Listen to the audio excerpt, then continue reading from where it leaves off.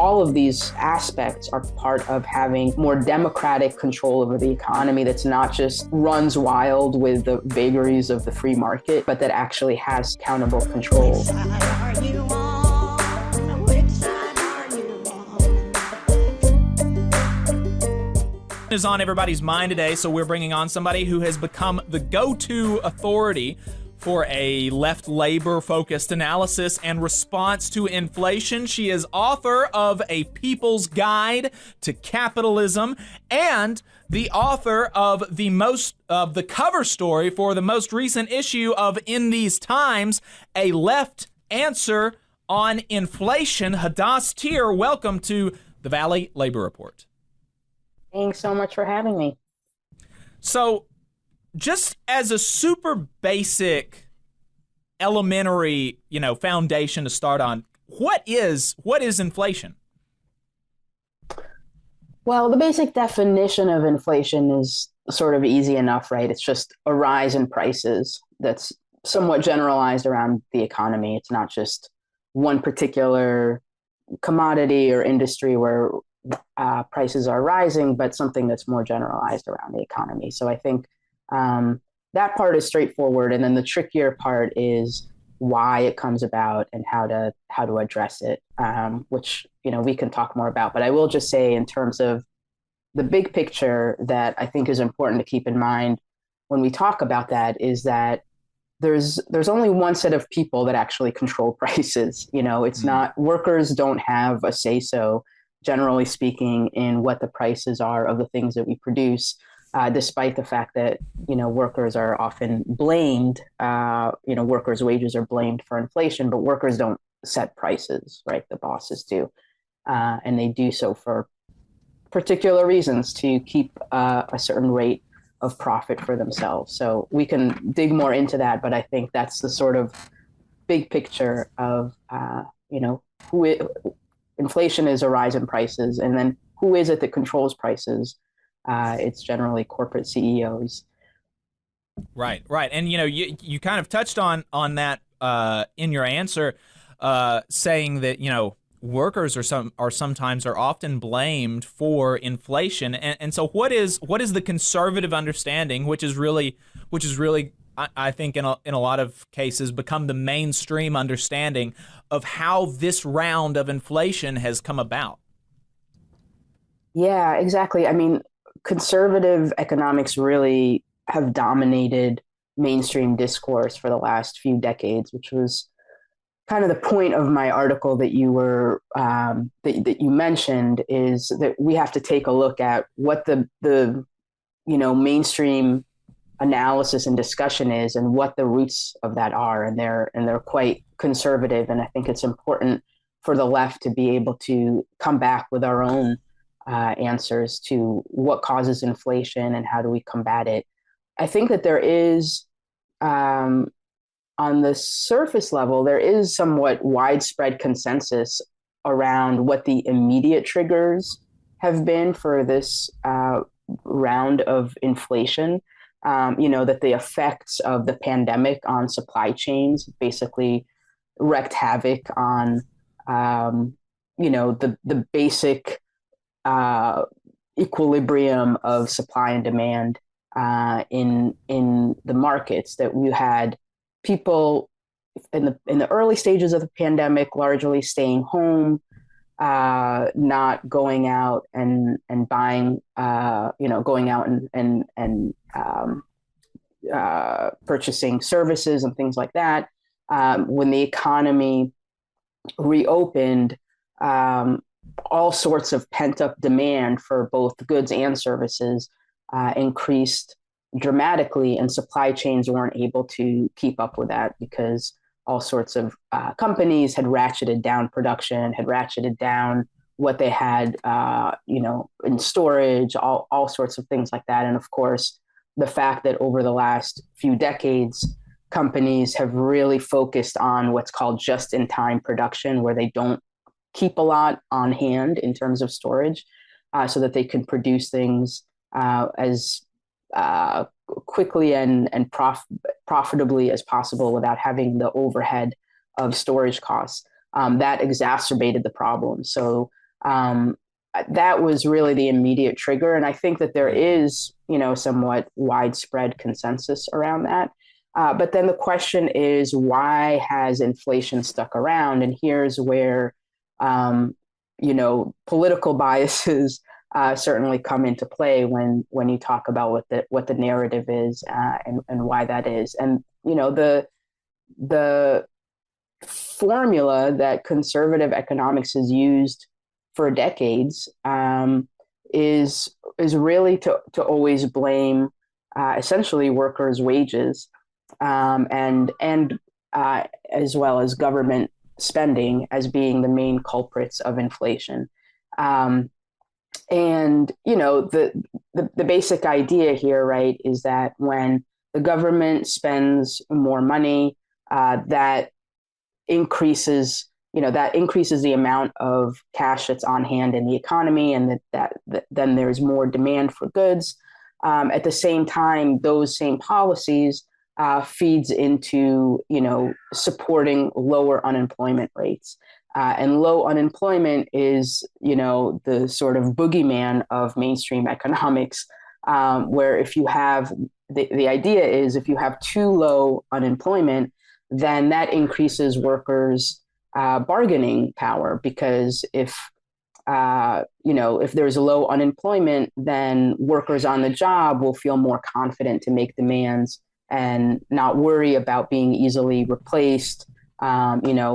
Feel like maybe if things don't work out, they could go to another job, et cetera. And I think that has helped to fuel a lot of what we've seen over the last year of more unionization drives at low wage workplaces like Starbucks and Trader Joe's and so on.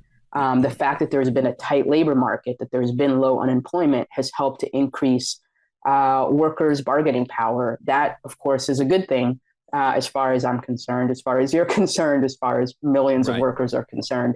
But that's a problem for people at the Federal Reserve and conservative economists and so on.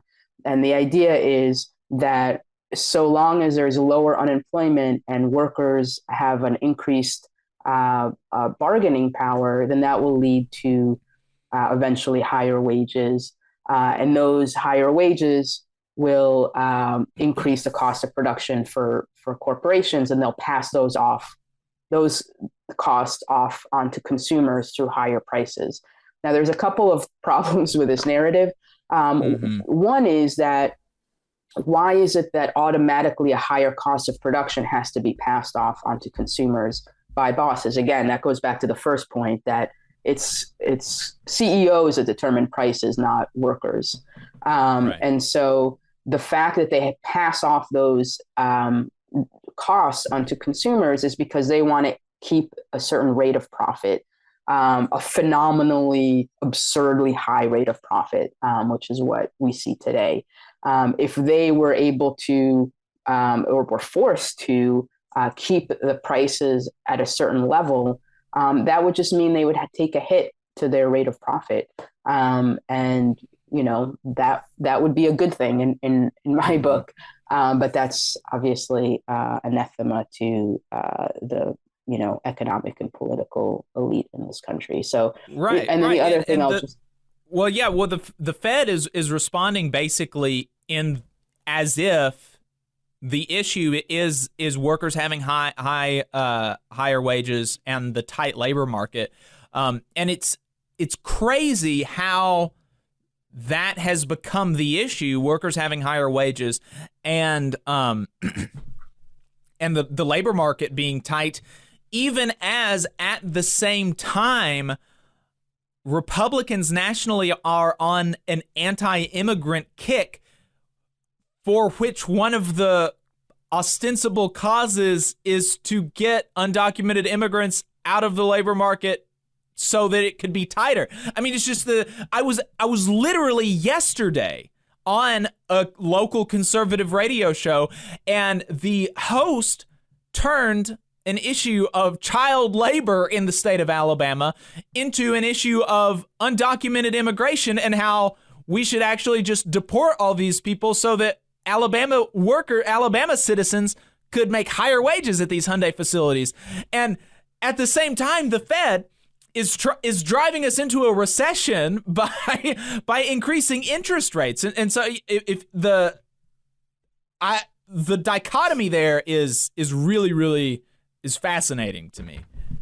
Yeah, absolutely. I mean, it's totally contradictory and hypocritical and all the rest of it, but it just goes to the fact that these are all political questions, that the way that the economy gets talked about as though it's this neutral, objective situation. Well, the economy needs X, Y, or Z thing, and that's why we have to increase interest rates and drive up unemployment. Oh, by the way, that will risk a recession, but that's just what the economy calls for, as though it's just this like objective situation and not a political question. And all of these things are driven by politics. Who is going to be made the price? Who's going to be made to pay the price at whose expense and whose benefit, and so on. It's ultimately a political question. And so the question of interest rate increases, that they're happening and they're huge. The interest rate increases are huge. I'm really kicking myself because last year I was looking at buying a house, and I had just enough that I could have bought a house, but I would have had almost nothing left after the down payment. And so instead of doing that, I moved back in with my parents and to save money for a down payment, presumably so I could have, something of a cushion. Now I was thinking, okay, I'll save money for a year and then I'll have a cushion and I'll buy a house. And now I'm looking at buying a house, and the down pay and the monthly mortgage price, the monthly mortgage payment for me would be $200 more for the same price house I was looking at a year ago. That's even assuming I get a house for the same price, with a down payment that is 5 times as large.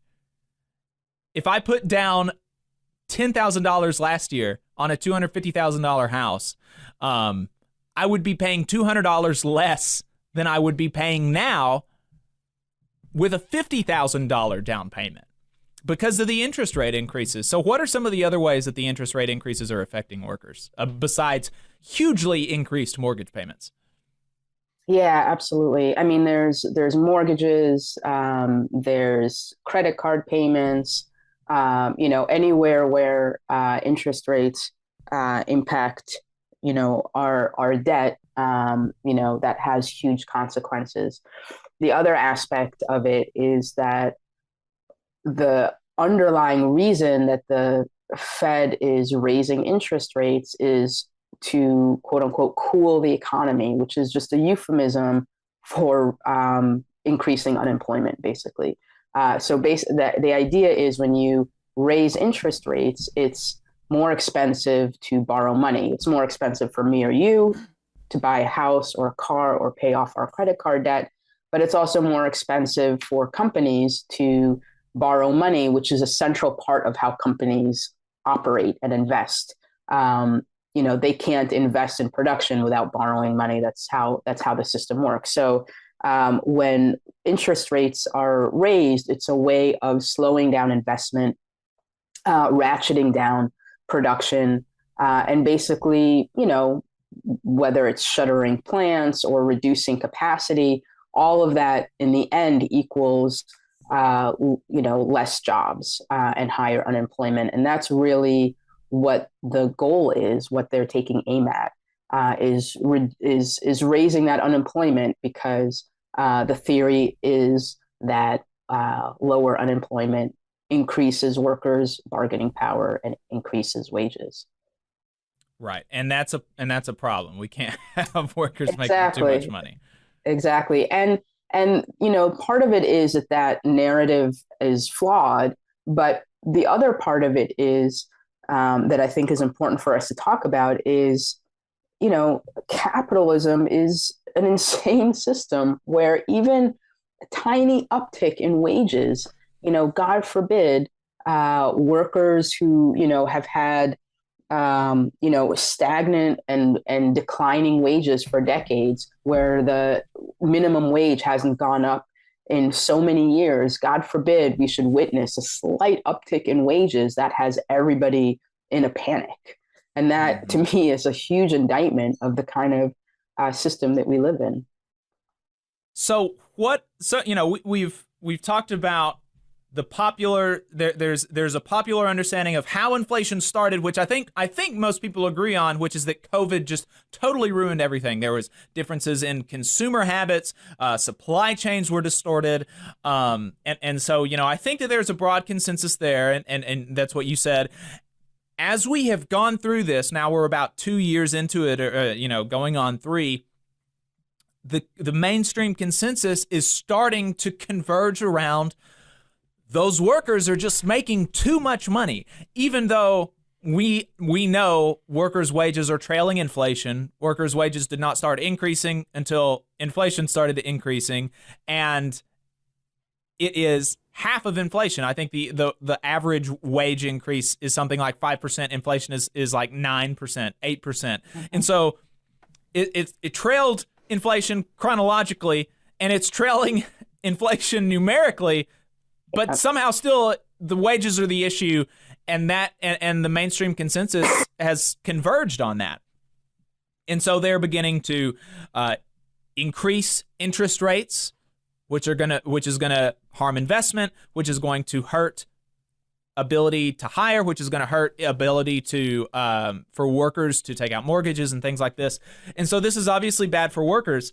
What are other alternative explanations to inflation now from a different perspective? If we say, like, okay, maybe it's not that workers are making too much money. What are other alternative explanations for inflation, and how could we respond it with those explanations in mind? Sure. Well, first thing to say, just to backtrack for one moment, is that narrative that you're saying, that there's a growing convergence around, it's the fallback position, and it's a very convenient narrative. So, that may be an obvious point, but I just wanted to flag it. Obviously, regardless of the specifics of this current inflationary crisis, bosses don't like a tight labor market, and they don't like government spending. And so it's a convenient narrative to constantly go back to. So I just wanted to flag that. I think in terms of having a left alternative to explaining all of this, one is to say, as a sort of backdrop of explaining, there's all sorts of different things that play into feeding inflation. And it's a complicated picture. I go through some of it in my article. There's different aspects of it. Obviously, the supply chain shocks that you were just talking about, Russia's invasion of Ukraine, just-in-time production methods. There's a number of different factors that fuel inflation. But part of the backdrop, I think, that we need to be able to explain as well is that it's a failure of the market. It is very difficult to keep supply and demand in this kind of perfect equilibrium that, classical economic discourse insists is possible and is what the system gravitates towards. That's just not true. It's a very difficult balance to get right. And the market is, horrible at doing so, especially in times of, crisis and shock like we've seen recently. But even in quote unquote, normal periods, the market is just not a great system at doing that. And so we are basically held hostage to these wild ups and downs that are a result of supply and demand being out of whack. So I think that's part of the big picture narrative that we have to hold in our minds, as, while we talk about the specific factors that have played into this current inflationary crisis. But I think that the most important question is, costs of production will rise and fall based on different factors. But what do we do about it? Who pays the price for it? And I think that's where we need to get a lot better as a left to be able to combat this kind of this idea that it's only the Federal Reserve that has power over the economy, and they just have this one tool, which is a very blunt instrument and a very anti-worker instrument.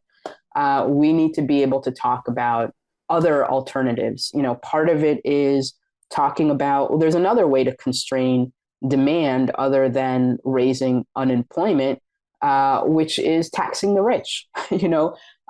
Taxing the rich, taxing the wealthy, and also corporate taxes. Companies have made a killing over the last couple of years during the pandemic, and they should be taxed heavily. And that's a way to constrain demand at the top rather than at the bottom. So that's one aspect of it. Another aspect of it is, how do we control prices? Part of it is, good old-fashioned price controls, which we have seen historically in this country, usually during wartime. But I think, it would behoove us on the left to be able to talk about ways of doing that make sense in a period of crisis, even if there's not, there are plenty of wars, but even if we're not in a wartime economy, that those kind of price controls would be really useful, especially around targeted places that have the most impact on working people, whether that's the cost of food, the cost of rent, the cost of gas. These are things that the government could absolutely put price caps on. And there are such things, obviously, rent control and so on, that we should be fighting for more of. And then the last thing is, how is it that the government could play a more active role in supporting, in bolstering the production of places of items where supply has been diminished? The government could play a much more interventionist role. And all of these aspects are more broadly part of having more democratic control over the economy, an economy that's not just runs wild with the vagaries of the free market, but that actually has some kind of more democratic, accountable control through the federal government. And when you say democratic control, you don't mean giving Joe Biden alone the reins of the economy and letting Hillary Clinton run everything. You mean a small d, as in exactly allowing people to have more of a say instead of having our lives dictated by, bosses and billionaires. Absolutely. And there's some interesting legislation right now. Jamal Bowman, who is one of the New York representatives, has a bill where he talks about creating a task force that would be in charge of putting forward ideas for what kind of price controls, what kind of regulations, what are the specific actionable items that the government could take charge of in order to, fight inflation in a way that doesn't hurt working people more than they've already suffered. What do you think? It seems to me that the labor movement, that the AFL-CIO should really be at the fore of pushing the Biden administration to shift its posture towards the Fed. And I think we saw precedent for a shifting posture toward the Fed under the Trump administration, actually, because the Fed was making moves to raise interest rates under Trump, and Trump pitched a fit.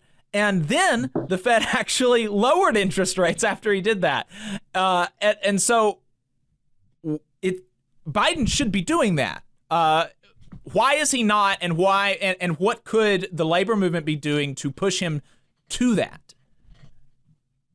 Absolutely. I mean, I think that, again, this is the sort of like the mythology of the economy as being this thing that exists out there that's objective, and that the Federal Reserve just needs to be able to operate independently because it is charged with this,